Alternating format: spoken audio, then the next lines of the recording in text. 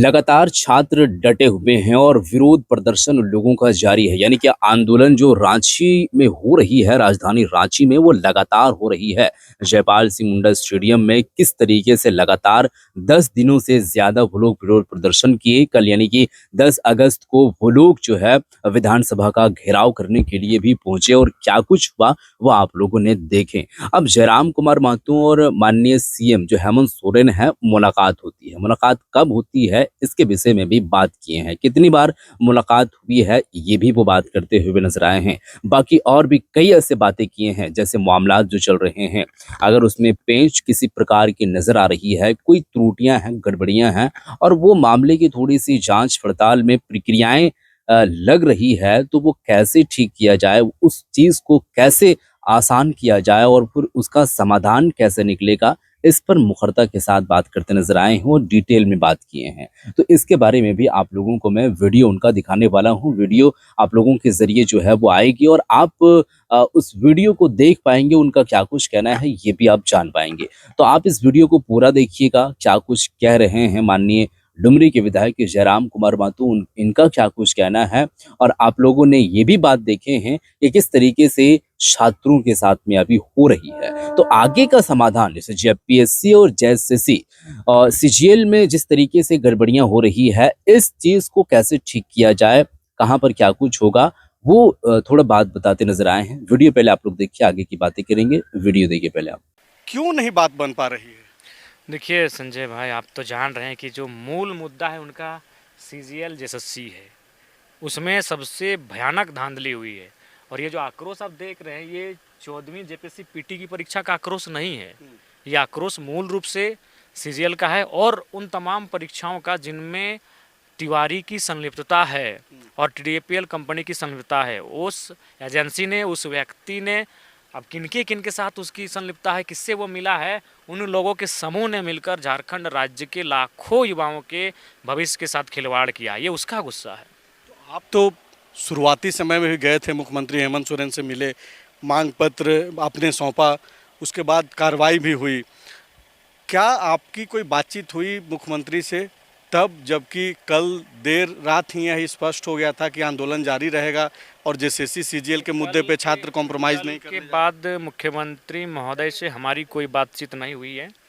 आंदोलन के बाद उनसे हमारी 3 मुलाकातें हुई। एक मुलाकात तो प्रोजेक्ट भवन में हुई, दूसरी 2 मुलाकातें विधानसभा के अंदर हुई।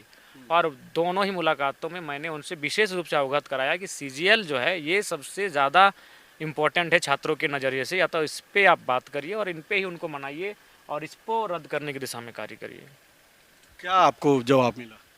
बोला देखेंगे, उसमें कुछ पेंच है, इस टाइप से उन्होंने कहा। तो मैंने तो सदन में भी कहा कि अगर पेंच है तो आप रास्ता निकालिए, रास्ता निकालिए। हर चीज़ के रास्ते निकलेंगे, क्यों नहीं निकलेंगे? अगर देखिए, मेरा भी सुझाव यही रहेगा, क्योंकि सही बात है, इसमें कोर्ट की अड़चने हैं, कोर्ट के पेंच हैं, तो कोर्ट के स्तर से ही इसका समाधान करना होगा। और ऐसा नहीं, कोर्ट में सरकार भी तो एक पार्टी है कोर्ट में, तो सरकार अपना पक्ष रखे और जिस प्रकार वह ईडी की वित्तीय लेन देन की जांच के लिए अनुरोध करती है, उसी प्रकार इस विषय में भी अनुरोध करे।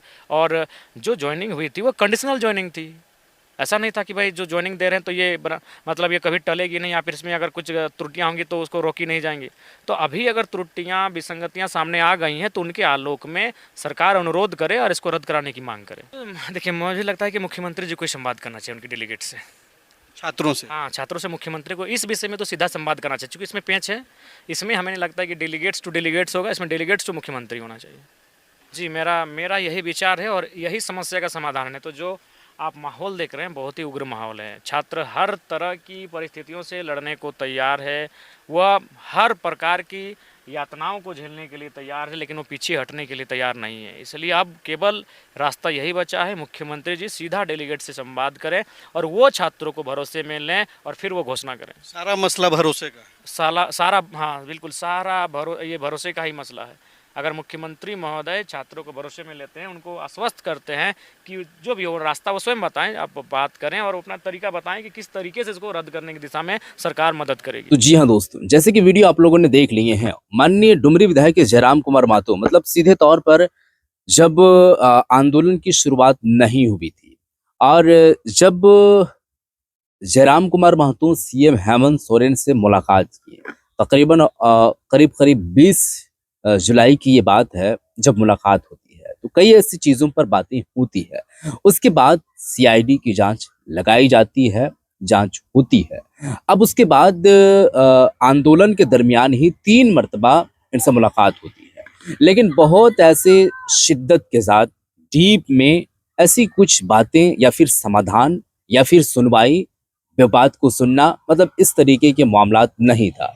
कुछ-कुछ बातें हुई, थोड़ा-मोड़ा, बस यही यही है और बहुत ज़्यादा जो है वो चीज़ों पर चर्चाएँ नहीं हुई।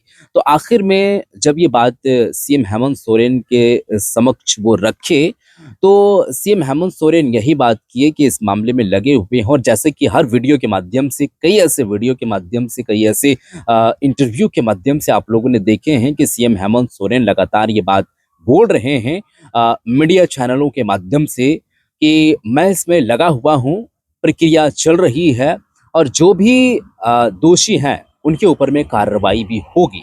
तो मैं इस मामले में लगा हुआ हूँ। अब यहाँ पर सीएम हेमंत सोरेन एक और बात करते नजर आए हैं कि देखिए कुछ ऐसी चीजें हैं जो थोड़ा-सा समय लग रहा है। तो छात्रों की जो माँग है, मतलब जब हाईकोर्ट की बात है, तो हाईकोर्ट के थ्रू से ही या फिर सुप्रीम कोर्ट के हवाले से, मतलब कोर्ट तक अगर बात पहुँच रही है तो उसी के अकॉर्डिंग उस चीज़ का समाधान निकाला जाए कि आखिर में इसका समाधान क्या निकलेगा। अब जो चीज़ें होनी थी वो चीज़ें हो गई, लेकिन आगे ना हो इसी के विरुद्ध जो है वो तमाम जितने भी छात्र हैं वो आंदोलन कर रहे हैं और लगातार विरोध प्रदर्शन कर रहे हैं। तो ये चीज़ें ना हो, इसी को लेकर के विरोध कर रहे हैं, तो उसका भी समाधान निकलना चाहिए।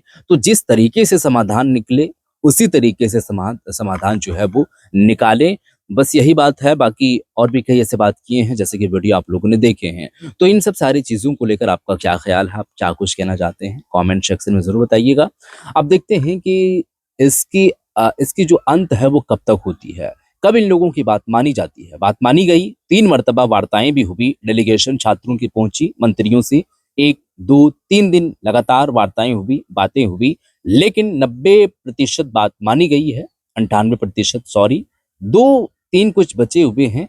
तो उसका समाधान कब तक निकलेगा, वो बातें आगे समझ आएगी। जब तक खबर जब आएगी तब आप लोगों को पता चलेगा। फिलहाल आप देखते हैं कि कब आती है। इस वीडियो को शेयर कर दीजिएगा। मिलते हैं फिर एक नई वीडियो के साथ, तब तक के लिए खुदा हाफ़िज़।